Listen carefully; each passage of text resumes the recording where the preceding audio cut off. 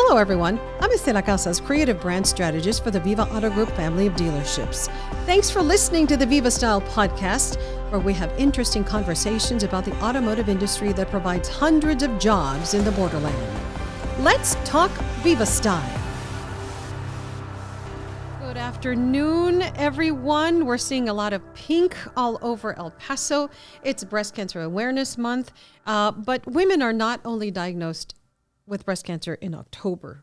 Women are diagnosed every single day with all kinds of cancers. And this month we recognize and not exactly celebrate, because I don't like using the word celebrate breast cancer, but we have to raise awareness about breast cancer. You know, it's a tough topic to talk about, because it's something for women that is very difficult to talk about your breasts. You know, but it's something that we have to talk about. And joining me today is Pat Morales and Adriana Valdes. They are co-directors for the Cancer and Chronic Disease Consortium. Thank you all for coming by and providing some insight as to what women, let's talk about breast cancer today, what women go through. You know, we go through when we are diagnosed, and then we have to go get maybe through a mammogram. And then we got to go get a sonogram. And then we need an MRI. And then we need a biopsy. And then it goes on and on and on. Mm-hmm. Where does your organization come in? And tell me about your organization. Okay. Our organization has been around for about 31 years. Here in the community, we're a nonprofit. We provide services from screening to diagnostics to also treatment for women that need treatment if they're diagnosed with breast or cervical cancer. We have about 127 providers in our organization that provide these services. We subcontract with all these providers, to include OBGYNs, anesthesia, surgeons, clinics that perform the screening exams. So in a gamut, you know, we provide a full cycle of care, and we've done that for many, many years. Of course, you know, funding in and out, but we improvise by getting some of our providers to donate their time, donate hospital services, donate a lot of things for our particular patients. We don't pay a full fee. We pay a minimal fee for all the services, but we've been around for 31 years. And, you know, that's in a nutshell what we've done.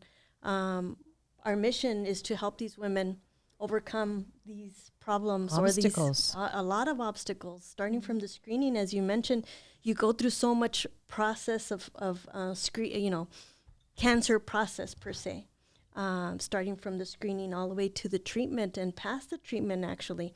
And we're also providing, I almost forgot that, we're providing survivorship classes for our particular patients, because after they're diagnosed with cancer, you know, what's next? Mm-hmm. So that's the big question, is what's next? You're given a 5-year, you know, period where you say you have to do all these things. Mm-hmm. You surpass the 5-year, and then, you know, you're a survivor. But in actuality, you become a survivor right after right after they tell you that you have cancer. Exactly. But the process still keeps going. You use the word, you've been using the word improvise. I think during COVID, and now even post-COVID, or we're not even clear out of COVID, but you've had to improvise. Yes. To be able to bring those services to women in our community. Tell me about those challenges. So some of the challenges is that a lot of the clinics were doing more of the immunization instead mm-hmm. of doing screening. People aren't getting tested. Exactly. Mm-hmm. People are not getting tested, so that's going to delay, or, you know, sometimes we go back to where we started. For 31 years, we've gone into the community on a yearly basis to, you know, educate women to get their mammograms, to get their pap smears. And so now, because of this, you know, women have not gotten their exams, so we're having to go back and call them. You know, don't forget your exams and stuff like that, because we do have the funding for the screening and all that. So, you know, we're having to start all over again, per se. I think we hear the word a lot, improvise and pivot. Mm-hmm.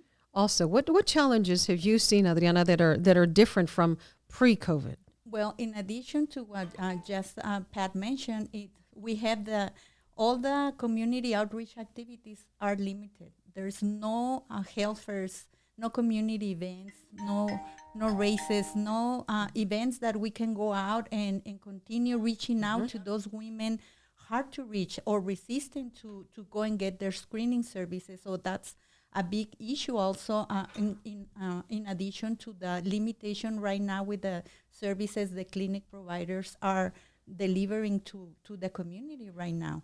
I mean, it's hard enough for a woman to go in there. It's, nobody likes to get their breasts smushed. I was just talking to a group of women a little bit ago, and they're saying it is extremely painful for them to get those mammograms. Not so much for everybody. We all have to get that done, and we have to go through some pain and just get through it, right? But I think it's such a challenge. For women to go in there anyway. We dread going in there to get ourselves checked. And during COVID, we kind of used that as an excuse to not cut in. But the more you delay, the faster, cancer does not discriminate. It keeps growing. It doesn't matter if you're in COVID. It doesn't matter if you have the flu. It doesn't matter if if you're living your best life. Cancer does not care. No. It continues to grow and to mutate. So the early detection does save lives. Yes, So I come in and I've already been diagnosed, and I've where do you all come in? How do you help women in our community who have just been diagnosed with breast cancer? Well, Pat was just describing to you how the system that we have in place in the consortium works. So in addition to all the educational component, the screening, in clinical services, we have the patient navigation and case management component. So once one woman under our program is diagnosed with something abnormal or even breast cancer, those women are referred back to our office. So a case manager will be assigned to that particular patient to help this patient navigate the complicated healthcare system that we have here in the United States. So that's something that we do. We have served, maybe more than 3,000 women diagnosed with cancer in the last, maybe 15 years. So we are very proud of being able of navigating these women in need because they definitely don't know and don't understand anything about the system, in addition to the fear they have right now because of the diagnosis. Absolutely. Were you going to add to that? I was going to add. Yes. So mind you, all the women that we have served are uninsured. Yes. Or they're unable to pay for their co-payments and stuff like that. And we've assisted them throughout these 31 years. We've provided about 153,000 services since we started. And, in addition to the case management that we do for the actual cancer patients. That's a lot of lives you've touched over the years. You certainly have. So there's a lot of services available. So, I reported on breast cancer for years, decades. Yeah, and I thought I knew. I thought I knew what women were going through. And I talked to women and I interviewed all kinds of women and told their story. And then it happens to me. And then everything changes because then you see everything from afar and then you realize, I'm going to get into the system. I'm gonna have to go through all those steps, and I don't know where to start. And this is from somebody who reported it all these years. So fear is a big factor, and we need to disseminate information in our community that there is help available. You should let fear not enter your mindset because you need to reach out to people and get help. Where can they get a hold of you? So they can call our office at 771-6305. If you're associated at one of the clinics and have services to them, the clinics will evaluate to see if they qualify for our programs. The doctors here in El Paso, the oncologist and stuff like that, will also refer the patients to us. But you'll call our office at 771-6305. We will certainly send you or navigate you to whatever you need. If you already diagnosed with cancer, we'll help you with that. If you need to be screened, we will also refer you to the clinic so that you can get the whole process done. Our program is we have to make sure with all of our programs that there's a beginning and an end. The end is that when they are diagnosed with cancer, that they go into treatment. and we have to basically guarantee in a way that they go into some type of service, whether it's here, if they qualify, if not, if they need to go to MD Anderson or what have you, then we try to make that happen for those patients as much as we can. So you use the word navigate. So you help these women navigate through the system. Yes. Correct. We even start with the navigation process since we are out in the community educating women. So once we deliver the educational class, we identify women who haven't gone for their mammogram in the past maybe 2 or 3 years, which that's the population we are looking for. So by then, promotora delivering the education will make sure that this person will get access into one of the provider clinics that was just mentioning, which are San Vicente, Project Vida, and La Fe. But of course, to access to those clinics, people need to contact our office first. So we will make sure that they will be navigated to the closest clinic or at their convenience. Okay, so we have to be proactive. Just like we are proactive to set up our appointments, we also need to be proactive when we get some sort of a diagnosis to reach out. 771-6305. Adriana, why do you do this? I've known these ladies for many, many decades. Why do you do this? I do this because I feel this is my mission in life. I haven't been diagnosed with breast cancer. Nobody in my family has been diagnosed with breast cancer. But I feel that God puts me in this position because there's a purpose in my life to be there. So I feel a lot of passion for my compassion, empathy, and passion about what I do.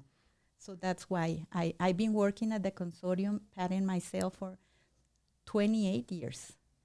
So and I feel honored to be able to serve all these women in need. Absolutely. Well, you're an angel to a lot of women in our community who are going through the process. Pat, why do you do this? It's got to be something similar to that because you don't wake up probably today and say, oh, I'm going to go and make a difference. So you have probably that goal. Why do you do this? I think we're born with it. and it's hard. It is very hard to, to make sure that when people go through your door that you're able to assist them somehow. And I think it's my mission in life to help. I've been not personally diagnosed with breast cancer, but I have family members that have been touched by breast cancer. And it was devastating because at that time they didn't have the services that we have now today. And I'm talking about, 50 years ago, where they didn't have the mastectomies, the biopsies and stuff like that. It was very radical mastectomies back then. And so I think, you get up every morning and say, who do I help next? And when they walk through the door is who am I going to help next? And not stop there. And I think, Adriana and I are passionate about what we've done. We've done this for many, many years. And we move with whatever we can to help these patients. We've donated, not to brag, but out of our own pockets for services, for food, because it doesn't stop there. Breast cancer, it affects your whole livelihood. It doesn't, it's not the service, the screening, but it affects everything, your family life. Sometimes they'll pay for services and they can't pay for food, or they're going to pay for food and they can't pay for the service. So we have jumped in and helped as much as we can all these years. And you're always looking for help. You're always looking for donations of time, talent, and treasure. Yes. So what would you say to those listening to us today about stepping in and leaning in to our problem here in the community dealing with cancer? I would like to first of all, invite everybody to use our services, because that's very important. We have been fortunate enough to receive funding from the Texas Department of Health for 32 years. And when we got these funds 32 years ago, the community was not aware about all these services that were available for them to access free screening, free diagnostic, free pap smears. So it is very important for people from the community to know that there's this program exists to benefit all those uninsured indigent women in need of these vital services, breast and cervical cancer screening services. Y claro que se habla español. Por supuesto que sí. Claro Sí, porque que sí. muchas personas tienen miedo a ir porque dicen, pues no me van a entender porque yo no hablo inglés y Exacto. necesito ayuda. Sí. Cancer does not discriminate. No. It affects rich, poor, indigent, Yeah. uninsured, everything. Sí. Borders, it doesn't know about borders. It affects everyone. Pero tocaste un punto muy importante. 82%, 83% de nuestra comunidad es hispana. Claro. Venimos de un sistema de salud que funciona muy diferente que el de los Estados Unidos.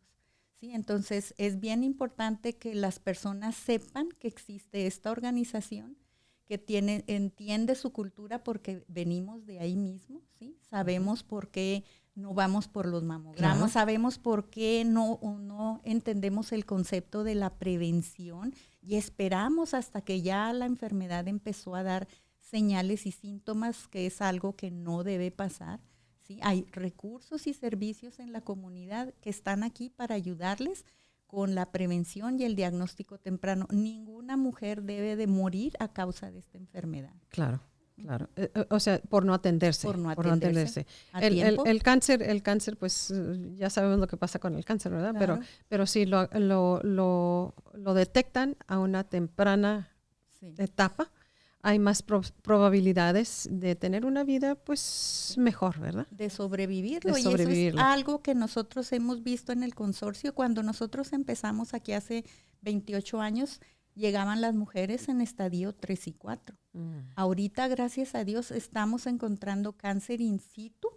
Sí, lo que quiere decir menos tratamientos agresivos para las mujeres, menos tiempo dedicado a recibir el tratamiento, menos efectos secundarios de los tratamientos. Entonces, la detección temprana definitivamente que va a venir a beneficiar a las mujeres de nuestra comunidad y a la comunidad en general, porque una vez que una mujer es diagnosticada con cáncer, toda la comunidad sufre. It takes a community to get you through, to build the community and to get through a cancer diagnosis. That's correct. Anything you'd like to add? Yes, you mentioned what would I ask the community, and I think everything. I mean, we, from ideas to funding to wigs to whatever. I mean, we take donations, not crazy donations, but we take donations. Yes. You know what? All services are welcome in our office. We can certainly, give to the patients. We have a board member, as a matter of fact, that crochets breast. I've seen those knitted knockers. There you go. Our knitted knockers. Knitted knockers are these. I guess they're not implants, obviously, No. but they're prosthetics Yes. that are soft and fluffy. And we're smiling about this, but those are needed sometimes because Yes, a lot of times they are. women choose not to have reconstructive surgery. Right. So, yeah. And the cost is, $600 per prosthesis. Yes. So therefore, some of the women can't afford it, Those and knitted therefore, knockers come in- knitted knockers, we have that in our office. Okay. We thank goodness that, on a yearly basis, somebody comes to the rescue to help along the way, as we mentioned in prior conversation. Well, we wish you the best of luck. It's Breast Cancer Awareness Month. October is. Call up your friend and your mother, your sister, your friend, your la vecina, la comadre, and tell them, hey, go check on your breasts. Go get your mammogram. Stop putting off your cancer screenings because early detection saves lives. And once again, that number to call is 771-6305. There's always help out there. You don't need to die of cancer because you chose not to seek services. So thank you both for coming in. Thank you, Stella. Thank you. We'd like to hear what you think about today's conversation. Go to the Viva Auto Group Facebook page and like us. If you're in the market for a new or pre-owned car or truck, we invite you to choose a Viva vehicle.